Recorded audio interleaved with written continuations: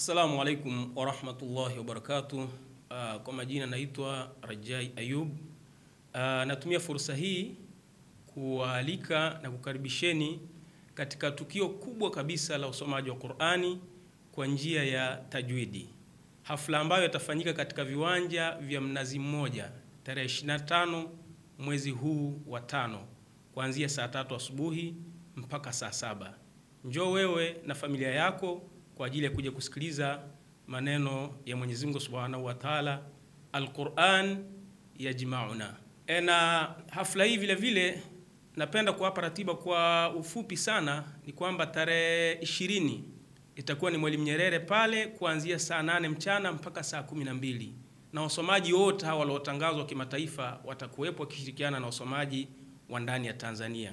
Lakini vile vile tarehe 22 itakuwa ni Kigamboni pale, muda ni kuanzia saa 8 mpaka saa 12, na tarehe 24 insha Allah tutakuwa au wasomaji na hafla hii itakuwa katika viwanja vya Mkokwani pale Tanga. Kwa hivyo watu wa Tanga nyote mnakaribishwa hiyo tarehe 24 kuanzia saa 3 asubuhi mpaka saa 7 mchana, na kilele cha hafla hii au cha mahfali haya itakuwa ni tarehe 25 katika viwanja vya Mnazi Mmoja.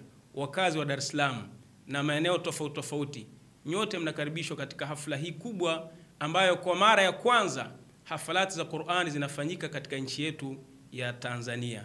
Na kwa kuongezea au kwa faida tu kwamba kama tulivyosema kwamba hafla hii au mahfali haya ya usomaji wa Qur'ani ni kwa mara ya kwanza kabisa yanafanyika katika nchi yetu hii ya Tanzania. Tumezoea mara nyingi kuona yanafanyika mashindano mbalimbali ya usomaji wa Qur'ani na hafalati. Tumezoea sisi, kwa mfano sisi mara nyingi huwa tunaalikwa katika hafla za kule nje, Indonesia, Pakistani, Bangladesh na sehemu mbalimbali, tunaalikwa kwa ajili ya hafalati za namna hii, lakini kwa mara ya kwanza zinaletwa katika nchi yetu ya Tanzania. Kwa hivyo insha Allah nyote njoeni mje mjionee jinsi watakavyosoma mabingwa hawa kutoka nchi tofauti tofauti insha Allah.